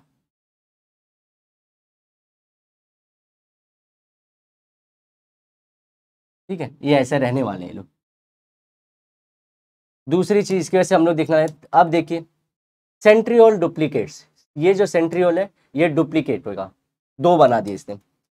इस centriole starts moving to the opposite of the cells, opposite side में चले गए एक दूसरे के। तो पहला क्या हुआ, हमने जो हमारा था फोल्डिंग हो रही थी, कंडेंसेशन, और इसमें क्या हो रहा है जिसके वजह से हम लोग को सिस्टर क्रोमैटिड विजिबल होने लगी। अब इसमें सेंट्रियोल डुप्लीकेट हुआ और अपोजिट पोल पे गया, हो गया ये सब इवेंट ध्यान रखिए, और अपोजिट पोल पे गया। Nuclear membrane begins to disappear, तो ये जो न्यूक्लियस के ऊपर, देखो ये सब मैंने पहले बता दिया, गाइस प्लीज ध्यान से सुनना। न्यूक्लियस के ऊपर हमारे न्यूक्लियर मेम्ब्रेन था, न्यूक्लियर मेम्ब्रेन और न्यूक्लियोलस रहता है, ये डिसअपियर होना स्टार्ट हो जाता है। देखो बिगिंस, ये वर्ड को मार्क करो, बिगिंस, यहीं पे आपके मार्क्स करते हैं, बिगिंस, ये स्टार्ट होता है धीरे धीरे। ठीक है, चल nucleus also begins to disappear, ये जो न्यूक्लियोलस है ये भी स्टार्ट हो जाता है डिसअपियर, गायब होने को शुरू हो जाता है। खत्म, tata, finish, bye bye, prophase खत्म। तो 2 पॉइंट आप लोगों को देखो, एक मतलब आप लोगों को पहले तो 2 पॉइंट घसीटना है क्रोमोसोम से रिलेटेड और क्रोमैटिन फाइबर, 2 पॉइंट घटना है सेंट्रियोल से रिलेटेड, डुप्लीकेट होते हैं और उसके बाद अपोजिट पोल पे आते हैं। फिर तीसरा डिसअपियरेंस के ऊपर लिखना है, क्या क्या डिसअपियर होता है, न्यूक्लियस मेम्ब्रेन और न्यूक्लियोलस, और ये क्या होता है, बिगिन होता है। अब आते हैं मेटाफेज पे, nuclear membrane completely disappear, completely disappear, तो हमारे मेम्ब्रेन कंप्लीटली गायब हो जाएगा। न्यूक्लियोलस कंप्लीटली डिसअपियर, ये भी कंप्लीटली गायब हो गया। अब आता है क्रोमोसोम कंप्लीट देयर कंडेंसेशन, अब यहाँ पे कंप्लीट हो चुका है, वो जस्ट वहां से स्टार्ट होते कंप्लीट हो चुका है कंडेंसेशन इसका, becomes clearly visible along with sister chromatids. वहां पे क्या हुआ था, स्टार्ट हुआ था, यहाँ पे कंप्लीटली हर चीज कंप्लीट हो रही है जो स्टार्ट में प्रोफेस में हुई थी। Also all chromosomes are arranged parallel, एक दूसरे ऐसे क्रोमोसोम है ऐसे लाइन में आ जाएंगे, एक अलोंग द लाइन आ गए to the equatorial plane, central plane of the cell, central plane मतलब बीच में से जो लाइन जा रही है उसके अराउंड आ गए वो लोग। क्या किए, सिस्टर क्रोमैटिड एकदम क्लियरली विजिबल, कंडेंसेशन कंप्लीट होगा और एक सीधी लाइन में आ गए, सेंट्रल हमारे इक्वेटोरियल प्लेन के लाइन में आ गए। Special type of flexible protein spindle fibres are form, spindle fibres बनना शुरू हो जाते हैं। स्पिंडल फाइबर ये देख रहे हो आप लोग, रस्सी जैसा जो दो एंड को बांध रहा है वो अपीयर हो जाते हैं, बनना। Next, between centromere of each chromosome and both the centrioles, ये कहाँ पे बनते हैं दोस्तों, यहाँ पे देखो हमारा ये सेंट्रोमियर था, इनके बीच में यहाँ से सेंट्रियोल से निकलते हैं, इसके बीच में जाते थे, अगले सेंट्रियोल को टाई अप करते हैं, ये स्पिंडल फाइबर क्या हो जाते हैं, बनना शुरू हो जाते हैं। क्लियर, एनाफेस, प्रोफेस, मेटाफेस खत्म, एनाफेस। अब क्या होता है, ये लोग देख रहे हो पकड़ लिए सेंट्रोमियर को, खींचते हैं, इसको खींचते हैं, सेंट्रोमियर स्प्लिट हो गया, sister chromatids of each chromosome से ये दोनों बहनें अलग हो गई। एनाफेस में आना, सेंट्रोमियर, अरे सेंट्रियोल क्या बोलता है, मेरे पास आना, तो आना में क्या हो जाता है, सिस्टर क्रोमैटिड बन जाती है, सेंट्रोमियर टूट जाता है, स्प्लिट हो जाता है, they are pulled apart in opposite direction with the help of spindle fibre, special protein के फाइबर है, खींच लेते हैं उसको, खींच लिया। Separated sister chromatids are called, इनको बोलते हैं डॉटर क्रोमोसोम। अब ये क्रोमैटिड नहीं बोलेंगे, इनको बोलेंगे daughter chromosome. Each set of chromosome reach at the opposite poles of the cell, तो ये धीरे धीरे और नजदीक जाते हैं, स्पिंडल फाइबर खींचता है, जैसे कि स्पाइडरमैन खींचता है झप करके, ऐसे ये फाइबर भी खींचते हैं उसको अपने तरफ और ये पोल्स पे जाके अरेंज हो जाता है। Chromosome being pulled appear like banana, bunch of बनाना, तो देख रहे हो ये खींच लिए तो ऐसे अरेंज किया तो बनाना जैसे दिखते हैं ये लोग। अब लास्ट फेस है telophase, the chromosome which have reached the opposite poles of the cell now starts to decondense. Decondense मतलब क्या, अब ये लोग वापस से फ्री होना शुरू हो जाते हैं, क्यों, क्योंकि टीलोफोस से अंत है, अब ये अलग सेल बनने वाला है। तो हमने बोला था जब सेल जब बनता है स्टार्टिंग में रहता है तो कैसा रहता है वो, उसमें क्रोमैटिन फाइबर कैसे ढीले मिले रहते हैं, तो देख रहे हो ये अब नया सेल बनने वाला है, तो इसको अब ईगो आ चुका है कि अब अपन फ्री है, अब अपना अपना जिंदगी जिएंगे, हम लोग स्प्लिट हो चुके हैं, तो नई जिंदगी जीने के लिए क्या होगा, जैसा इसका पापा मम्मी था वैसा होना पड़ेगा ना, डीकंडेंस होना शुरू होगा, तो डीकंडेंस हो जाता है ये, and due to which they again become thread like thin and invincible, एकदम इनविजिबल हो जाते हैं। And nuclear membrane is formed around each set of chromosome at poles, तो देखो इनके पास हमारा क्या बनने लगता है, न्यूक्लियर मेम्ब्रेन बनना अपीयर हो जाता है। Daughter nuclear formed in a cell, daughter nuclear देखो यहाँ पे बनेंगे अभी, ये देखो डॉटर न्यूक्लियर, ये दिखा पूरा, इससे क्या होगा डॉटर न्यूक्लियर, देखो यहाँ पे फिर से आओ, ये जो थे, ये जो न्यूक्लियाई का मटेरियल स्प्लिट हो गया, इसके अंदर डॉटर न्यूक्लियाई बन गए, न्यूक्लियस को प्लूरल न्यूक्लियाई बोलते हैं, लेकिन अभी भी ट्रू न्यूक्लियस नहीं है जब तक कि इसके अंदर न्यूक्लियोलस ना आ जाए। Nucleolus also appears in each daughter nucleus, daughter nucleus के अंदर न्यूक्लियोलस भी आ गया, मेम्ब्रेन भी आ गया। Nuclear membrane is formed around each set of, ये तो हो चुका था ना हमारा। अब इसी में क्या होगा, अभी भी देख रहे थे ये वाले डायग्राम में स्पिंडल फाइबर थे, स्पिंडल फाइबर को भी गायब होना पड़ेगा, karyokinesis completes and cytokinesis begins. जो मैंने स्टोरी बोली ना कि अभी अपनी अपनी जिंदगी जीने वाले हैं, तो अपनी अपनी जिंदगी में इनके पास जो गायब था वो होना चाहिए, जैसे मेम्ब्रेन होना चाहिए, न्यूक्लियोलस होना चाहिए, न्यूक्लियस उनको बोलना चाहिए, ये सब डीकंडेंस हो जाना चाहिए, इनविजिबल हो जाना चाहिए, थिन हो जाना चाहिए, ये सब सारी चीजें टीलोफेज में वो लोग करेंगे।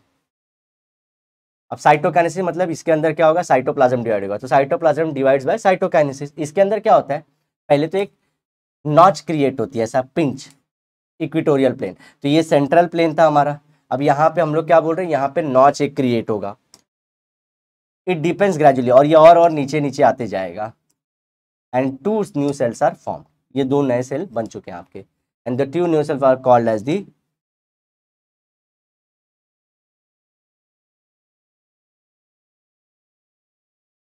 कॉल्ड एज डॉटर सेल्स, ये डॉटर सेल्स है। ओके चलो, cytokinesis in plant cell, plant cell के अंदर क्या होता है, इनके पास ऐसे हमारे सेल प्लेट होते हैं बीच में, और यहीं पे ये लोग क्या हो जाते हैं, सेल प्लेट के अलॉन्ग ही ये लोग डिवाइड हो जाते हैं। सेल प्लेट ग्रोज ग्रेजुअली, ये ग्रो होते जाते जाता है, और ये देखो and two new cells are from, तो ये सेल प्लेट के अराउंड हो जाते हैं साइटोकाइनेसिस में। सेम प्रोसेस, ये सेम है, लेकिन ये सेल प्लेट के अराउंड डिवाइड हो जाते हैं। Two new cells are called as the daughter cells, फिर इनको भी डॉटर सेल्स बोलते हैं हम लोग। चलो समझ गया पूरा प्रोसेस, ये माइटोसिस हमारा खत्म हो गया, कुछ भी टफ नहीं था, जो जो मैंने बताया याद कर लीजिए, हर एक चीज को मैंने बहुत अच्छे से बताया। अब लास्ट पार्ट चैप्टर का कर लेते हैं दोस्तों हम लोग, वो है मियोसिस।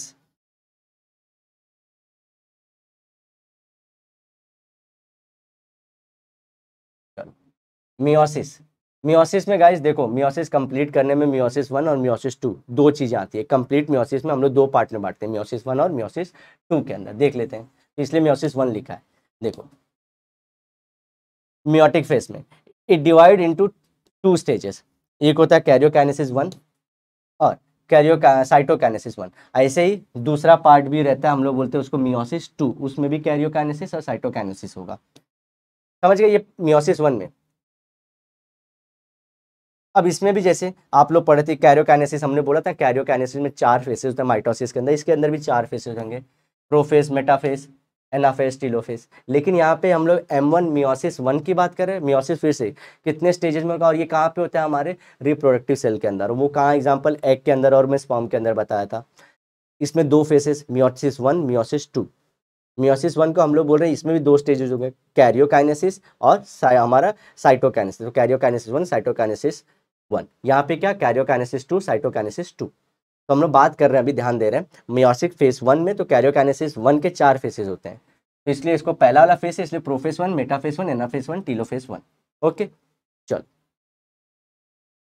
अब प्रोफेस 1 में देखो क्या होता है, typically longer and more complex, तो यही जो है सबसे ज़्यादा बड़ा होता है, और इसी में बहुत सारे स्टेप आते हैं, और यही याद करना है, when compare to prophase of mitosis, divided into 5 sub stages, तो ये 5 सब स्टेजेस में और डिवाइडेड है प्रोफेस।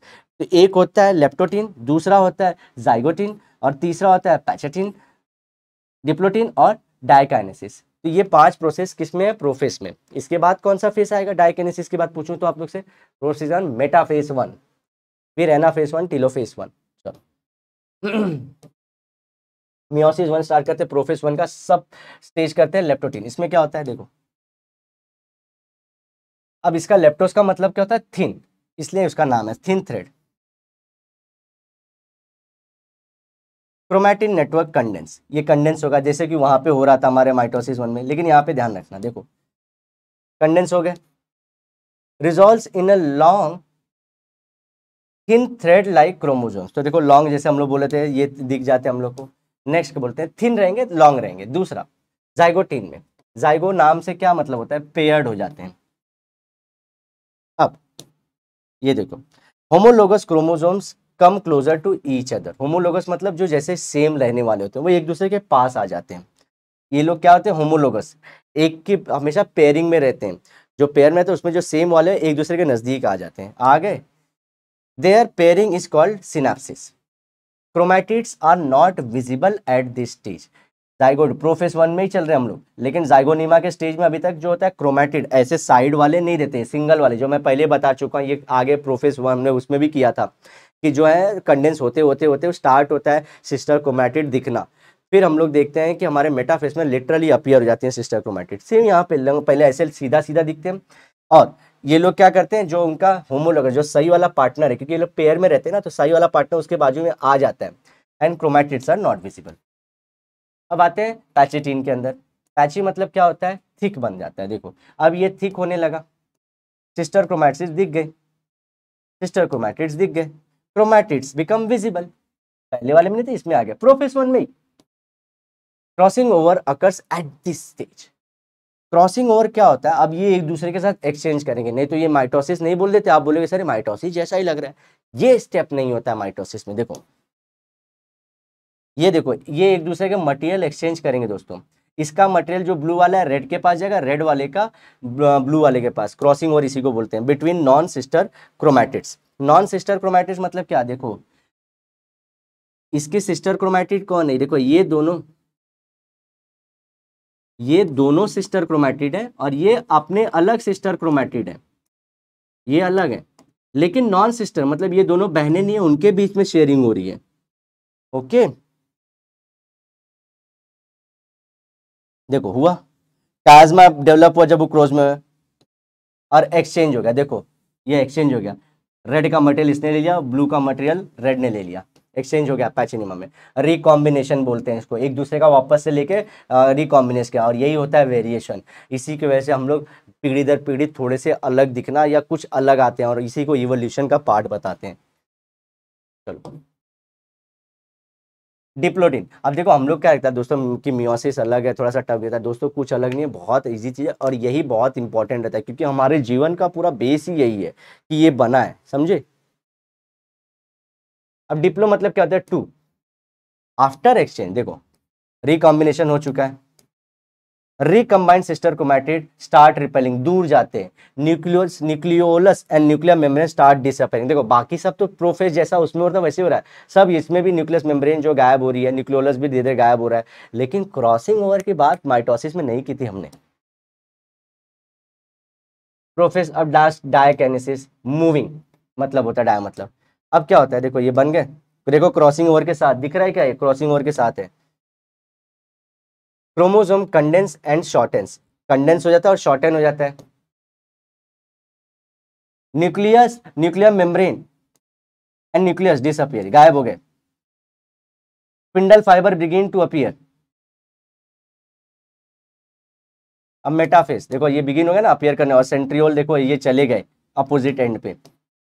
अब मेटाफेस वन जो ऐसा उसका होता है, chromosome get organise along the equatorial plane पे आ जाते हैं, ठीक है, ये देखो ये इक्वेटोरियल प्लेन पे आ जाते हैं। Characterised by formation of contractile spindle fibre, तो वहां पे प्रोफेस में स्टार्ट होता है, यहाँ पे कंप्लीट जो protein like thread like structure है कंप्लीटली बन जाते हैं, सिमिलर टू माइटोसिस होता है। अगेन अब मेटाफेस के बाद एनाफेस आएगा, तो बोलेगा आना, तो ये क्या करेगा, स्पिंडल फाइबर अंडरगो कॉन्ट्रैक्शन, क्यों कैसे किस तरह कॉन्ट्रैक्शन करेगा तभी ना, and pull the homologous chromosomes to the respective poles, इनको खींच लेता है अपनी तरफ, resulting in the separation of homologous जो हमारे क्रोमोसोम होते हैं। At the end the half the number of chromosome gather at the respective poles, देखो आधा इधर है आधा उधर हो गए। Telophase one, at the poles homologous chromosomes uncoil. अब देखो ये लोग भी नए सेल बनने वाले हैं, तो अब ये लोग क्या होंगे, अनकॉइल होने जाने जाएंगे, अनकॉइल होंगे ना ये लोग, और फिर हमारा स्पिंडल फाइबर डिसअपियर हो जाएगा, फिर nucleus, nuclear membrane reappear, nucleolus, Golgi complexes and endoplasmic reticulum formation, ये सब हो जाता है।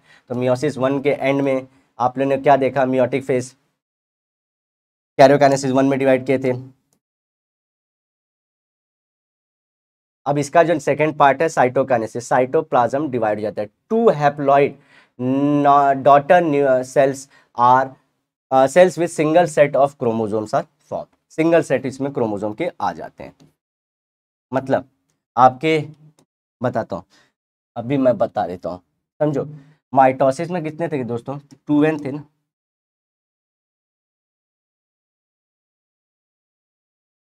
माइटोसिस में 2n था, 2n क्या करता है, 2 नए सेल बनाए उसने ना, ये 2n ही रहने वाला है, मतलब इसके अंदर 46 क्रोमोसोम्स हैं, तो यहाँ पे 46 क्रोमोसोम ही रहेंगे, समझे, समझ गए। चलो नेक्स्ट हम लोग क्या बोल रहे हैं, अब इसके बाद हम लोग जो बात कर रहे हैं मियोसिस में क्या होता है, मियोसिस में 2n था ना, ये मियोसिस 1 फेज के बाद n और n रहेंगे, यहाँ पे 46 क्रोमोसोम्स थे, तो यहाँ पे 23 बचे, 23 पेयर की बात नहीं कर रहा हूँ मैं, टोटल नंबर, पेयर नहीं टोटल नंबर की बात कर रहा हूँ एक्सेल के अंदर, 23 बचे। अब ये क्या जाएगा, ये मियोसिस 1 हुआ ना दोस्तों, अब मियोसिस 2 में भी जाएगा ये, मियोसिस 2, मियोसिस 2 कुछ नहीं है, जबकि मतलब मियोसिस 2 और कुछ नहीं, माइटोसिस जैसा ही सेम प्रोफेस होता है, सेम फेस होता है, प्रोफेस, मेटाफेस, एनाफेस, टीलोफेस, लेकिन उसको नाम क्या देंगे, क्योंकि वो मियोसिस का ही पार्ट है, तो प्रोफेस 2,